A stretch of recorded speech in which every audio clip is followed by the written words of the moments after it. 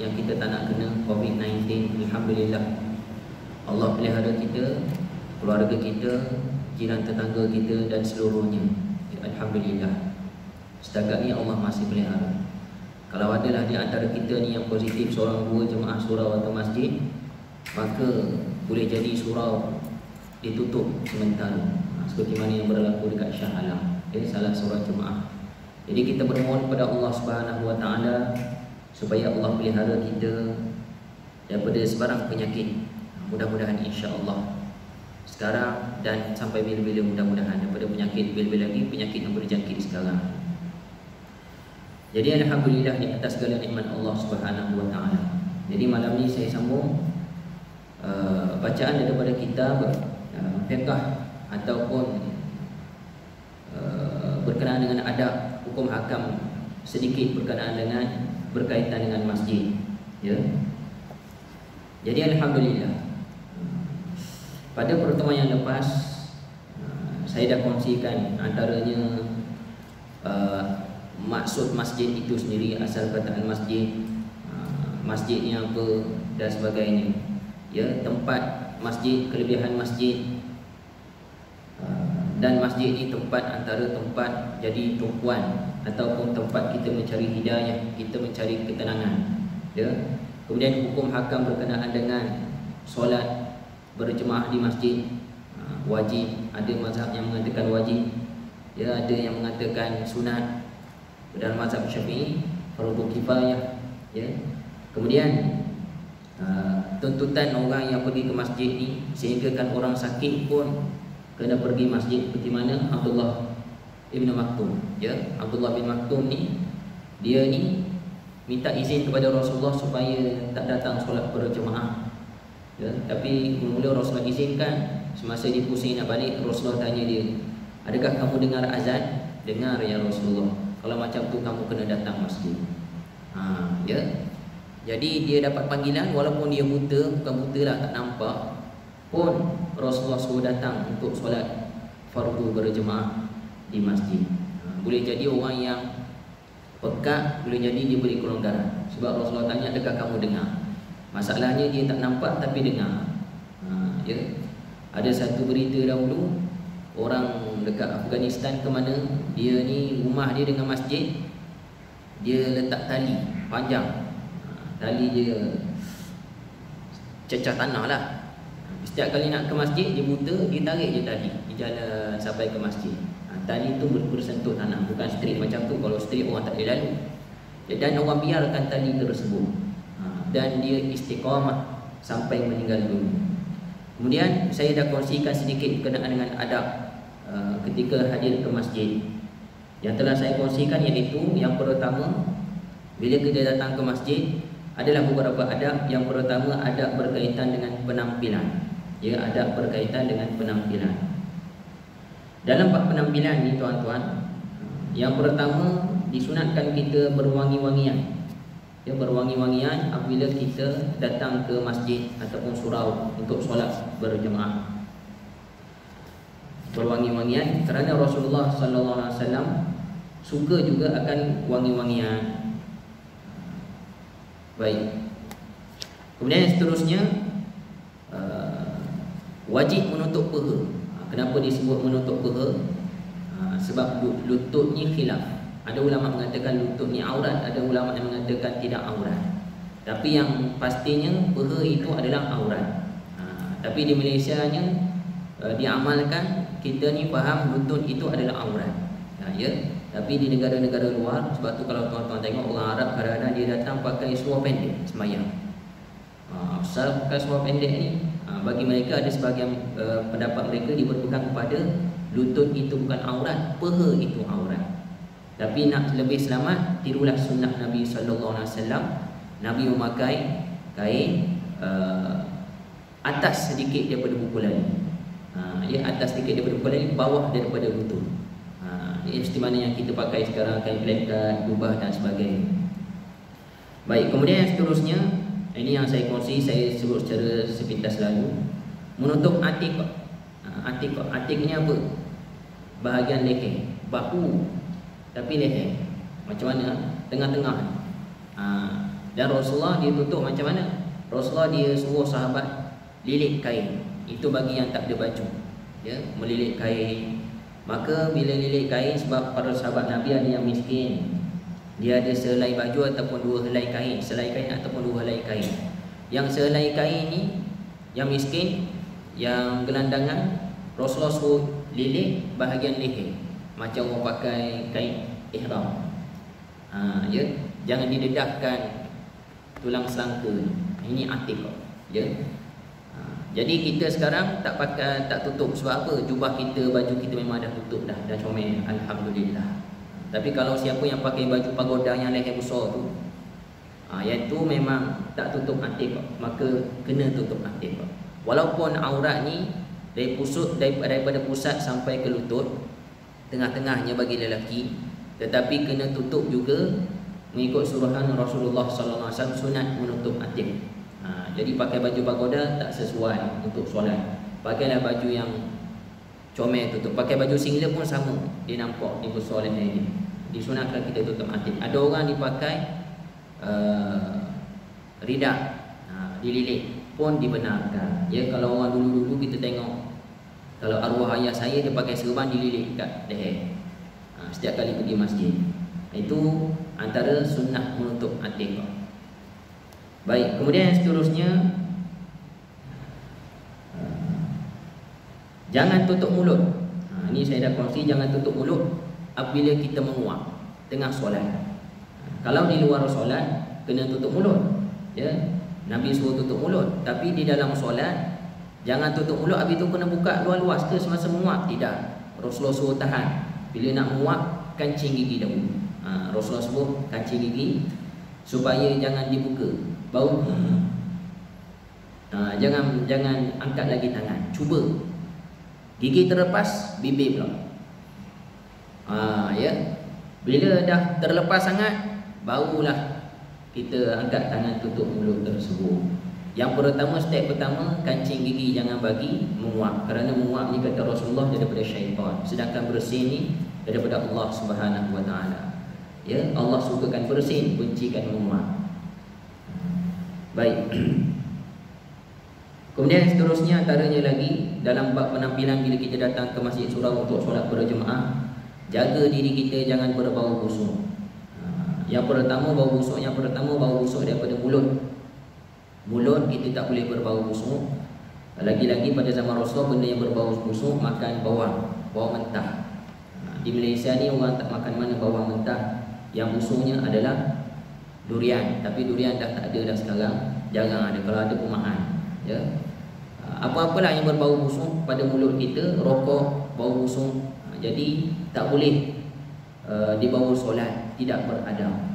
Ya, sebab kita solat ni kita menghadap Allah Subhanahu Wa Taala, kita berhadapan, ya, kita bau mulut bau busuk, kita sedang berbicara dengan Allah, baca surah Fatihah, tiba-tiba mulut bau busuk, memang tak beradab.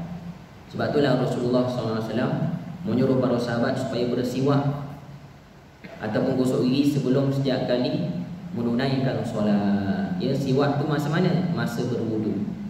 Semasa berwudu. Bukan semasa benar-benar nak solat.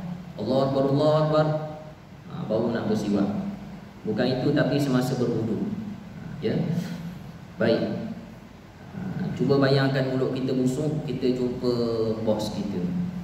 Ya, jumpa bos, jumpa YB ke, jumpa menteri ke, nak menghadap, ya, berdepan-depan menghadap, tak sesuai. Dan busuk juga di sini kita hindarkan busuk daripada bau badan yang busuk. Bau apa yang busuk? Biasanya bau ketiak, bau busuk. Ya, bau stocking masam, bau baju tak basuh sebulan. Kalau dekat negara Arab, negara Mak Saleh tak bau mana, sebab musim sejuk atau musim panas bau dibuang. Tapi di Malaysia ni 3 hari tak basuh busuk dah. Ya. Jadi bau busuk tersebut, yang pertama mengganggu jemaah yang lain.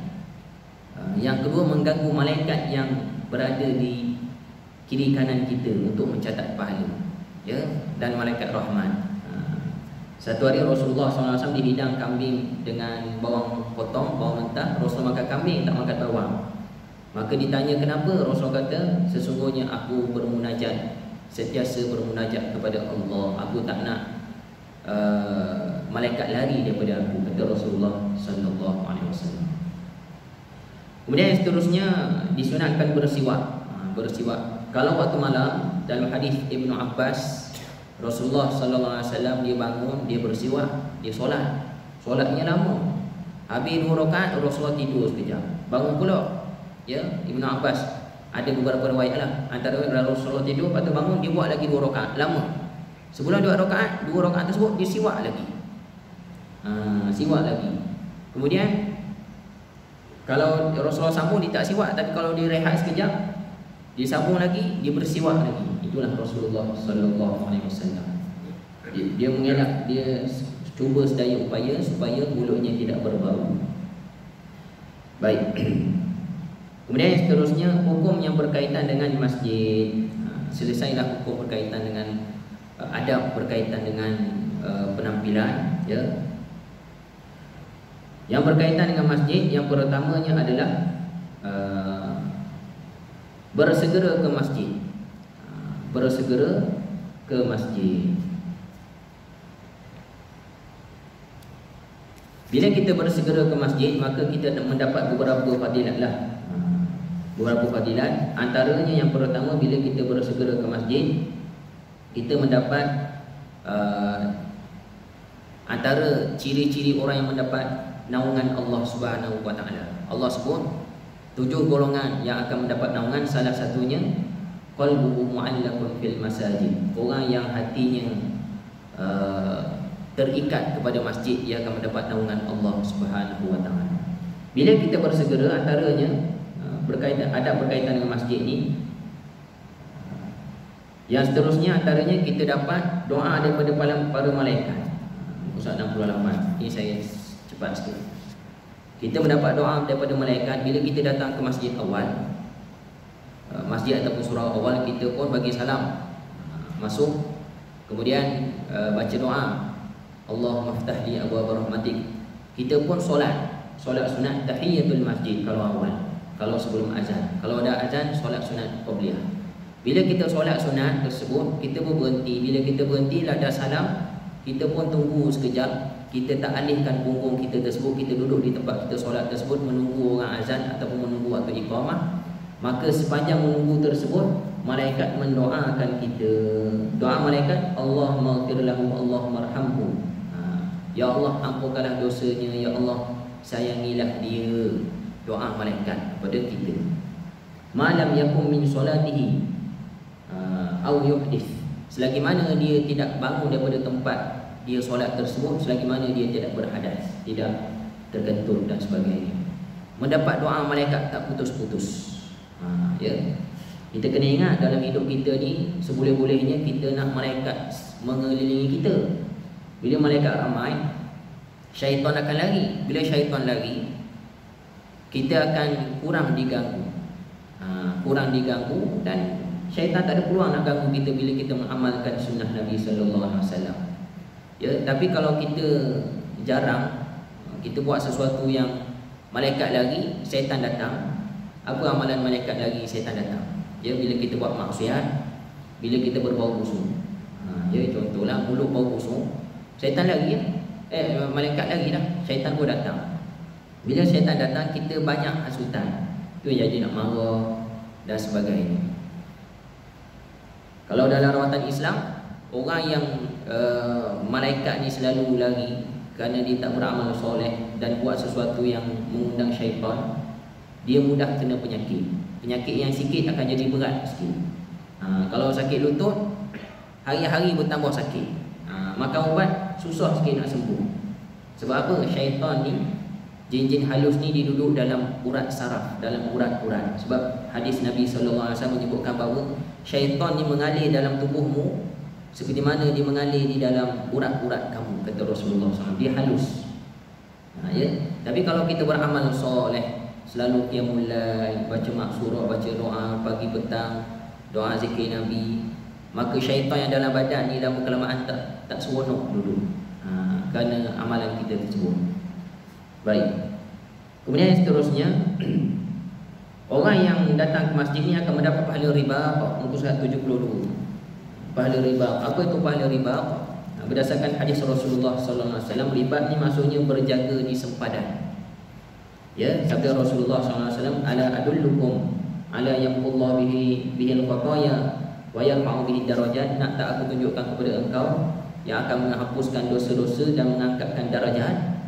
Maka sahabat jawab, ya wahai Rasulullah. Baginda pun bersabda, sempurnakan wuduk dalam situasi yang kamu tak suka. Ya, sempurna wuduk ni ambil wuduk elok-elok. Kalau situasi tak suka ni, contohnya time apa? Time sejuk. Time sejuk ni kita tak nak kena air sangat.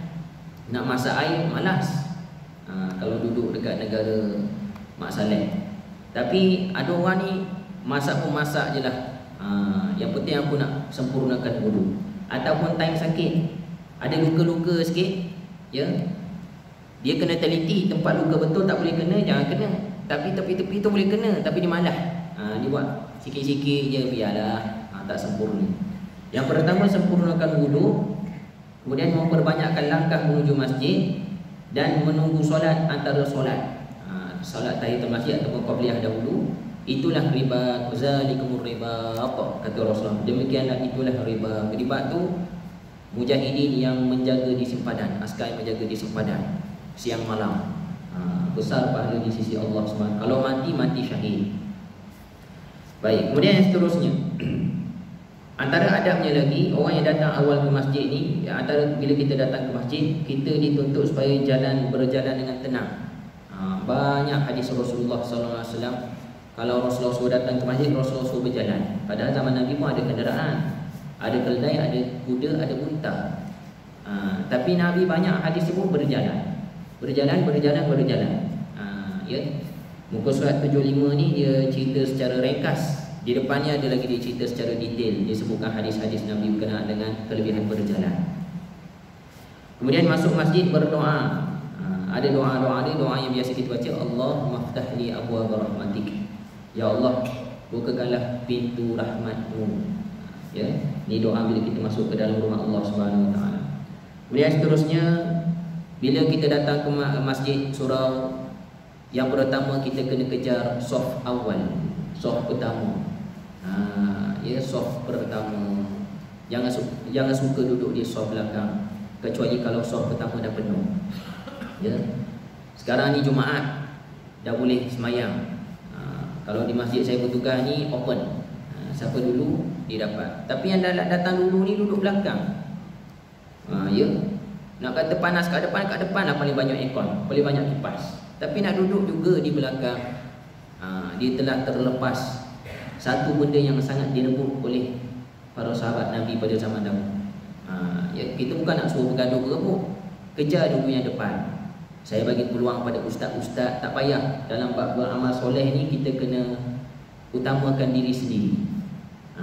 Jangan bagi peluang sangat pada orang lain dalam bab beramal soleh. Ya,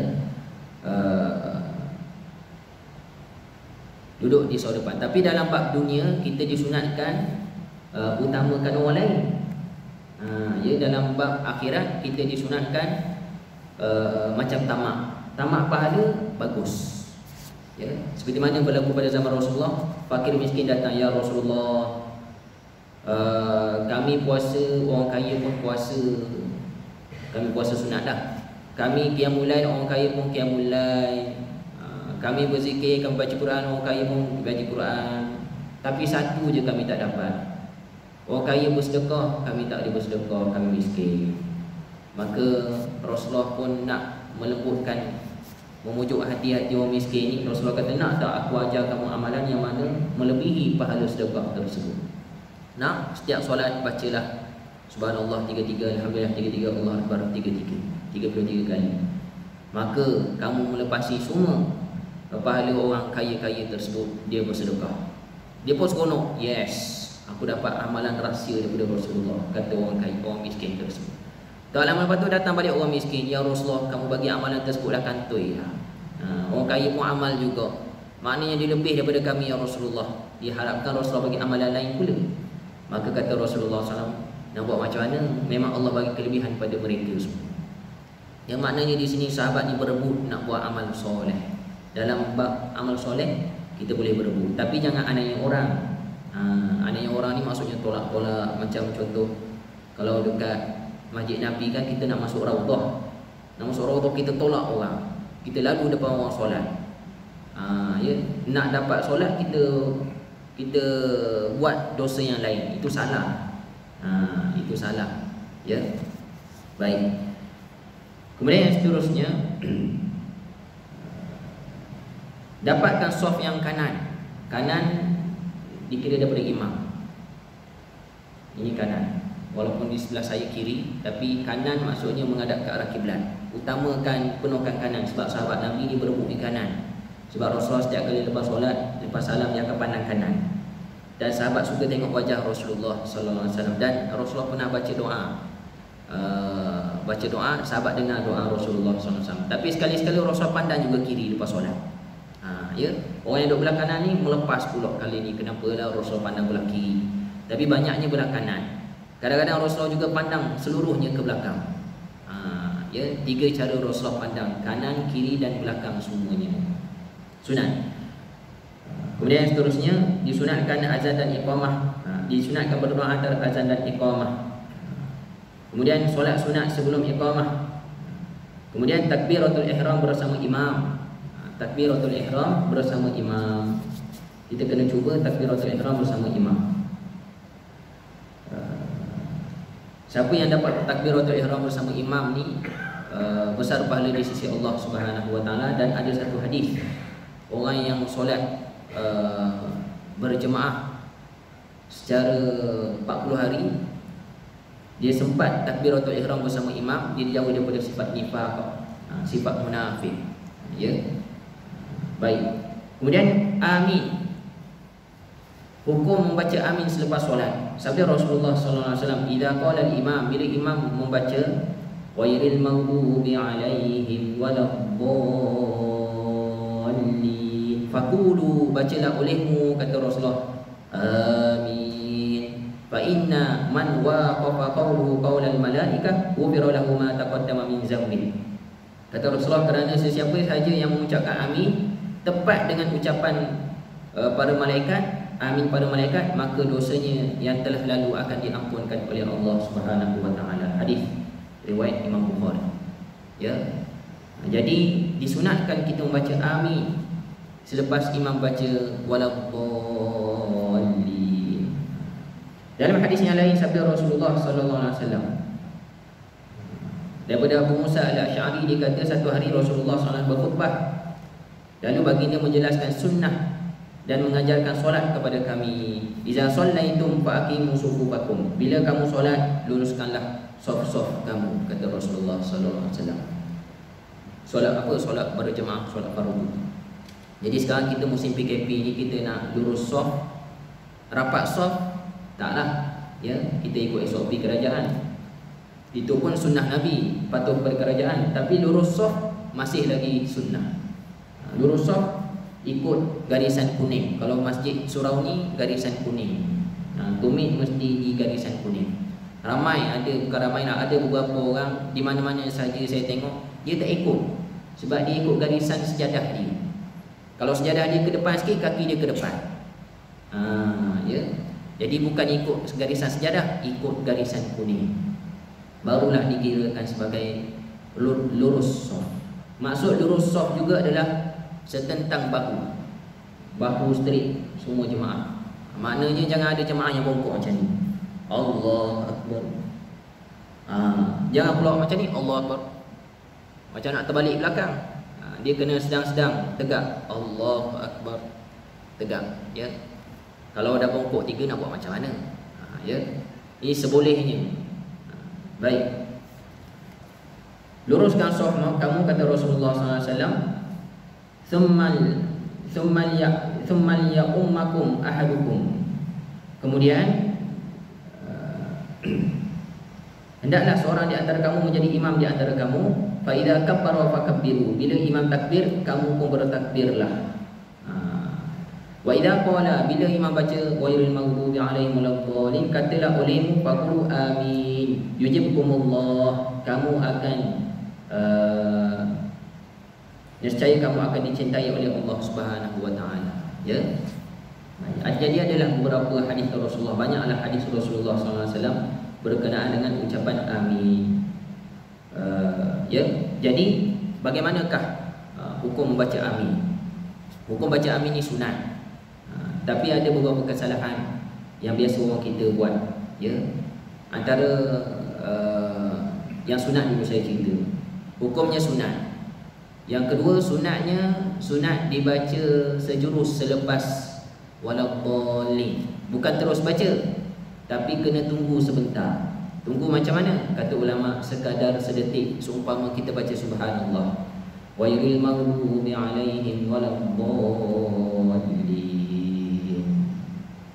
Amin. Macam tu. Kenapa tak boleh sambung terus waladdallin? Makmum terus sebut amin. Tak ada gap.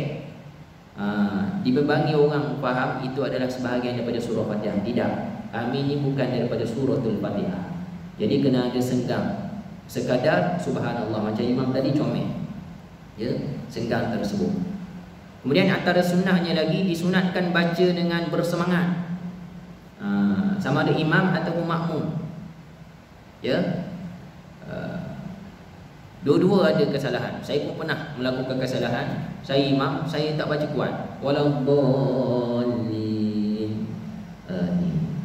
Saya baca macam tu. Sebenarnya tak ikut sunnah. Sunnahnya bersemangat. Amin. Makmum pun kena bersemangat. Amin. Tak dikurang semangat makmum. Lagi-lagi subuh. Subuh imam baca panjang, amin makmum senyap je. Imam seorang. Ya, kalau imam tu orang ni, amin makmum. Ya, panjang benar imam baca pagi ini. Ya. Jadi sebenarnya sunnah baca dengan bersemangat. Kerana apa? Kerana amin ni syariat yang sangat besar, sehingga kan Rasulullah sebut dalam sebuah hadis, ma hasadatkumul yahudu ala syai'in ma hasadatkum ala salam wat ta'ammi wat ta'min. Kata Rasulullah, orang-orang Yahudi ni tak pernah jealous kepada kamu atau sesuatu sebagaimana mereka dengki terhadap kamu di atas ucapan salam dan bacaan amin.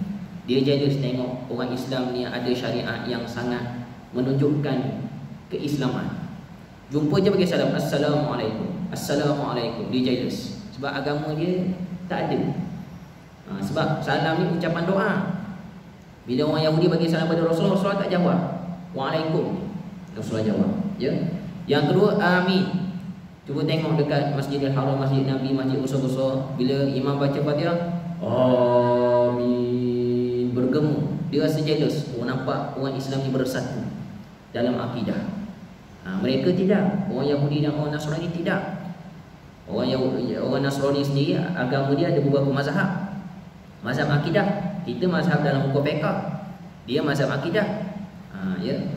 Jadi dua ni lah syariat kita. Orang yang sayangkan agama Islam, orang yang nak menunjukkan dia ni orang Islam betul, dua benda ni dia aman. Jumpa je bagi salam. Yang kedua bila amin, dia bersemangat. Bukannya suruh menjerit, bersemangat. Amin.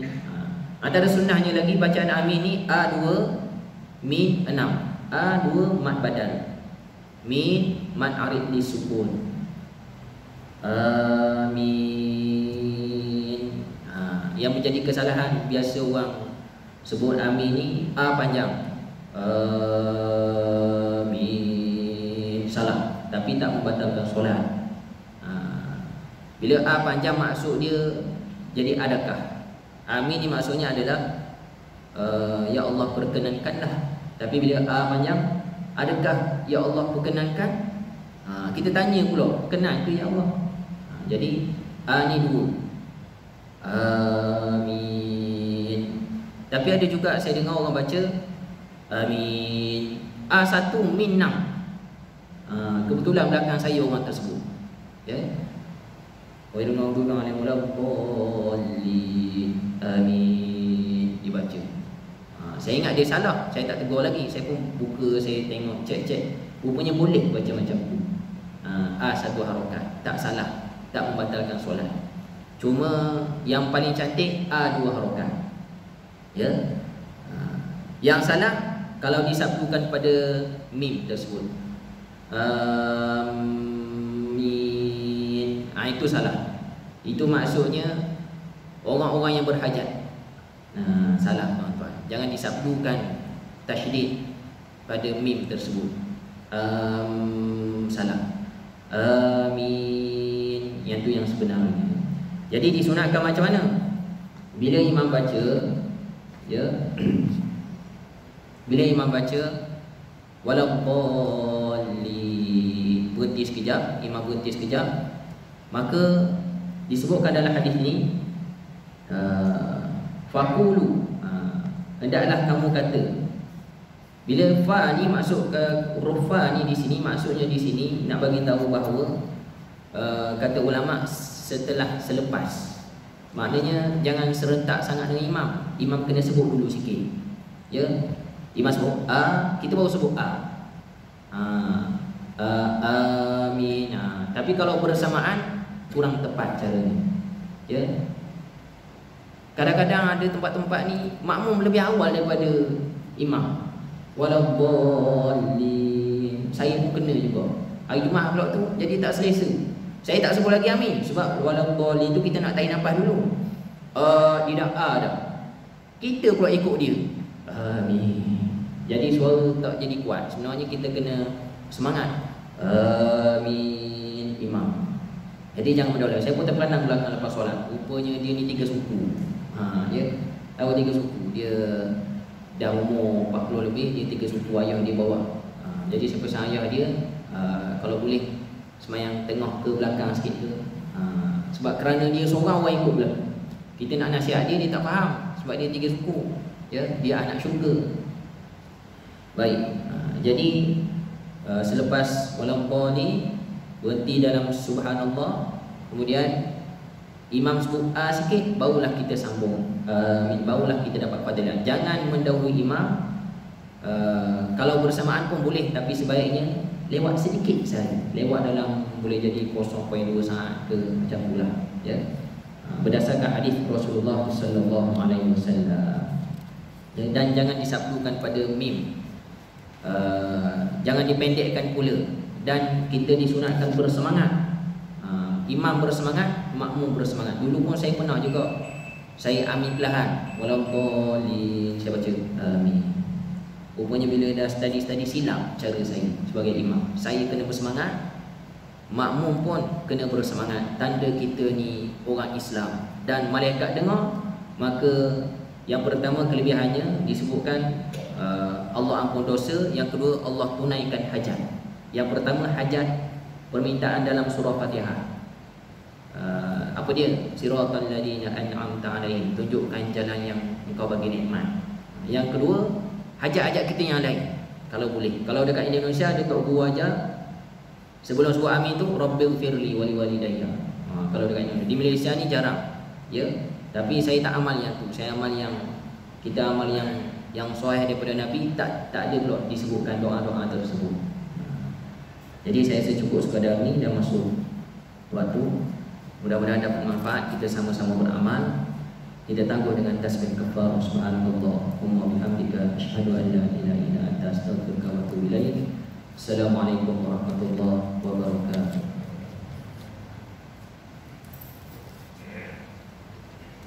Masih